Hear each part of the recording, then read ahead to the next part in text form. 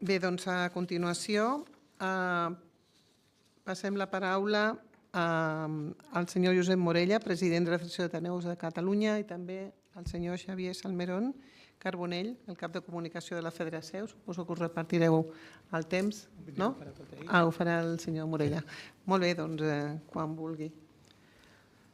Hola, molt bona tarda. En primer lloc, agraïm a aquesta comissió la invitació a participar en aquest procés de reflexió i debat sobre la futura llei de drets culturals de Catalunya. Esperem que aviat deixi de ser un projecte i ja sigui una llei, sigui una realitat.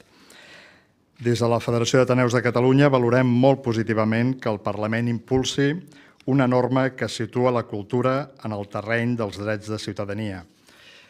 No estem parlant només d'una llei cultural, estem parlant de quin model de país volem construir i de quin paper han de tenir les persones i les comunitats. Quan parlem de drets culturals, sovint pensem en l'accés a la cultura, però els drets culturals van molt més enllà. No són només el dret a assistir a un espectacle, visitar una exposició o consumir continguts culturals.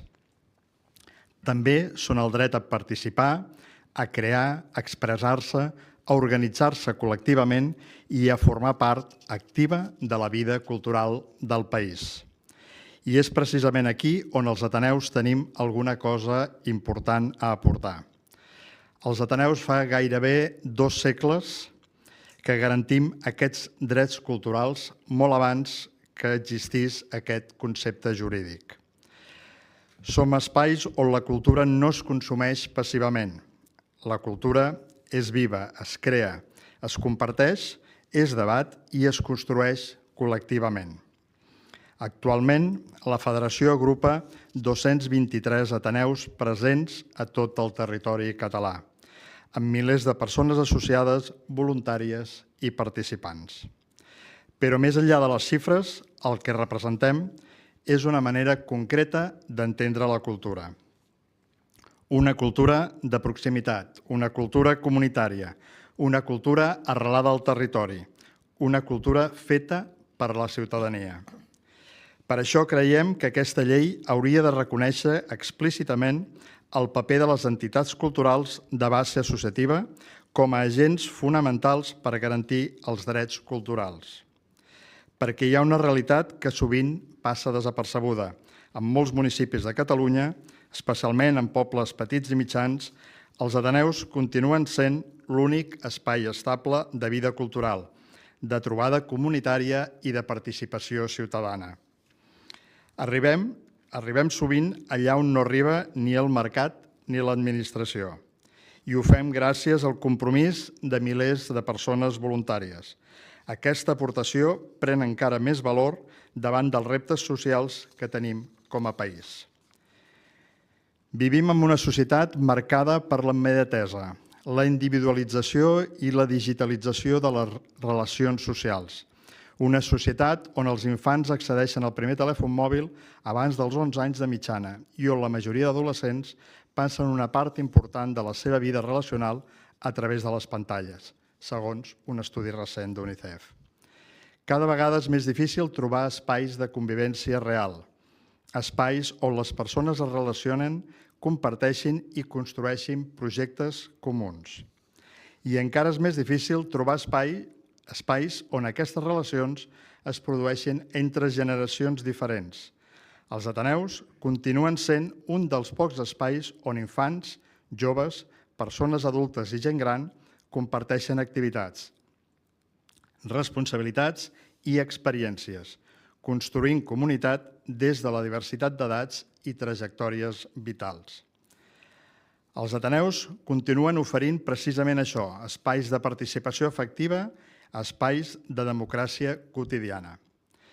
Espais on les persones no només assisteixen a activitats, sinó que les impulsen, les decideixen i les fan possibles. Des de la Federació hem impulsat durant els darrers anys el procés de reflexió Els ateneus som essencials, que ha mobilitzat desenes d'entitats arreu del territori. Les conclusions són clares. Els ateneus continuen sent imprescindibles per a la vida cultural i social del país, però també afrontem reptes importants. la implicació de les noves generacions, la sostenibilitat dels equipaments, la professionalització de determinades tasques, la simplificació administrativa i la necessitat de reforçar el reconeixement institucional de la cultura comunitària. Per aquest motiu, volem formular algunes aportacions concretes a la futura llei.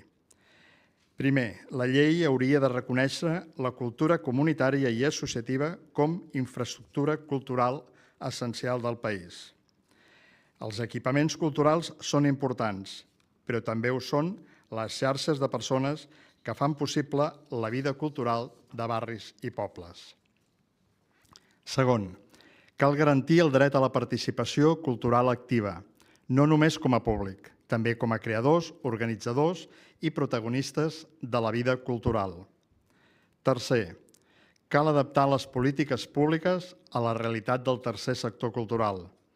No es poden aplicar els mateixos criteris administratius a una gran estructura professionalitzada que a una entitat sostinguda principalment pel voluntariat.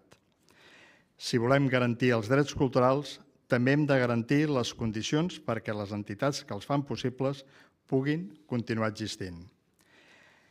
I això implica també de disposar de recursos suficients. Els drets culturals no poden dependre exclusivament de la bona voluntat de milers de persones voluntàries. Si volem que la cultura sigui un dret efectiu arreu del territori, cal que les polítiques públiques incorporin mecanismes estables de finançament i de suport a les estructures comunitàries que els fan possibles.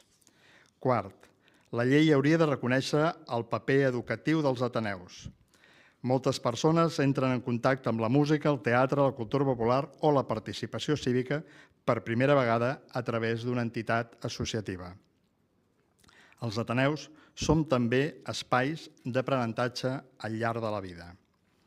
Cinquè, cal reforçar el paper de la cultura com a eina de cohesió social i lingüística.